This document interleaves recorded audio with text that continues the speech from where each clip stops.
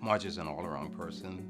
She is a very willing worker, and she served in many capacities, as I know of, during her tenure at Volusia General Health System. She has always been willing to do whatever is necessary to get the jobs done. One thing that makes Marjorie really special is she always makes time for anybody who asks for help. About 30 years ago, she started the Page Group 1 for substance abuse and codependency issues. So for 30 years, they've been meeting weekly under Margie's guidance to promote change. About 15 years ago, they started the Page Group 2 to help with women's issues, and that meets weekly, and that's under Margie's guidance to promote self-care and mental health for women. I'd heard about the group several years before, and other people had recommended it, but my opinion was, oh no, I don't need that. Well, when the professionals told me, yes, you need that, I decided to join, and immediately, the first night, I felt at home. She has the ability to let you speak your own story and let you come out with your own thoughts and ideas on your own timeline as you feel able to do it. Margie is empathetic, sympathetic, but no nonsense. She does not rule the roost. She lets you speak, lets you delve into your own heart, and guides you, not rule you. My mom is very energetic. She's a very strong-willed person. She's very dedicated. Mom was always one that if they called, she came. She was very proud of what she did. She took it to the very top, the highest standard that there was. Mom's very outgoing when it comes to helping other people. That's one of her biggest strengths. She's very motivated and genuine about caring for other people and helping them repair their lives with her group. She's very dedicated to her group.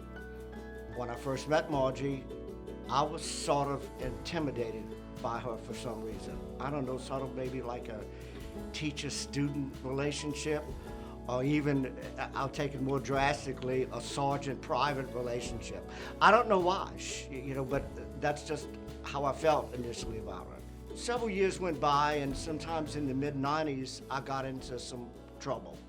I had some bad personal problems, and I needed help. And everybody kept telling me to call Margie. And I had to really think twice about calling Margie. But finally, I picked up that 1,000-pound phone, and I called her. And she said, sure, I'd love to help you.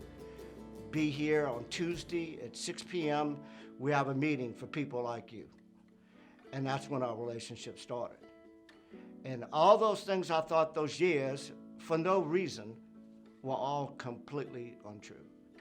She is the most caring, kind, selfless person on the planet.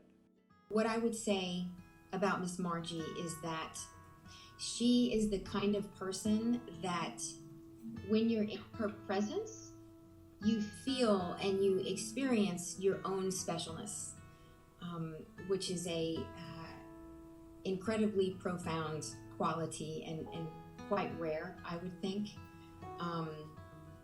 I think that that's why so many people are drawn to her and why so many people like to be around her, because they like who they are when they're with her.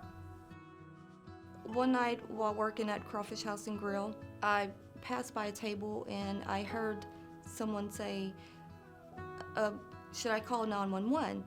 So when I turned around to see, I noticed a guy was slumped over the table.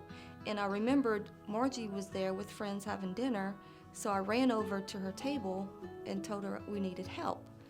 So immediately she jumps up and we go over to the table and noticed that he was not breathing and we could not find a pulse. We immediately called 911 and started CPR. And we revived him. So that's a moment that I will never, ever forget. I have probably personally known Miss Margie for about 10 years, but I knew of Miss Margie when I first walked through this hospital door in 1999. I'd see her name on the literature. I'd hear her name everywhere. I'd see her name pass across the queue on my radiology desk. Then one day my clerical person calls me and said, Miss Margie Quebedeaux's here to see you. And I thought, So here this woman comes knocking around the door and says, do you have a minute? And I said, sure. And I turned around. I remember my first thought was, that's what Miss Margie Quebedeaux looks like. Because you just hear this name. Well, I knew all the good works that she did all through the years, just basically under the radar. And I had a series of trials in my life where my husband died, my mother died, my kids had moved away, and my youngest one was having trouble. And who do you call? You call Miss Margie. And there she was there, helping us out. She toils in the background, and nobody knows who she is until you need her. And she's so selfless and giving that if I had to say someone is an unsung hero, that's Miss Margie Quebedeaux. She's the unsung hero of this hospital. She's there for everyone. I'm Margie Quebedeaux. I graduated from AIC, which is the Academy of Immaculate Conception. Our teachers were the Mary Knights of the Holy Cross. They were very disciplined and structured women. And so when I went to T.H. Harris and graduated from nursing school, I knew beyond a doubt that I wanted to come to Opelousas General Hospital. It was the same nuns, the Mary Knights of the Holy Cross, that were the main nurses here at Opelousas General. They would be disciplined and structured, and I can tell you they were very disciplined and structured. They pushed us on to become the nurses that we ended up being today. I humbly and gratefully accept the Opelousas General Health System Hall of Fame Award. Thank you.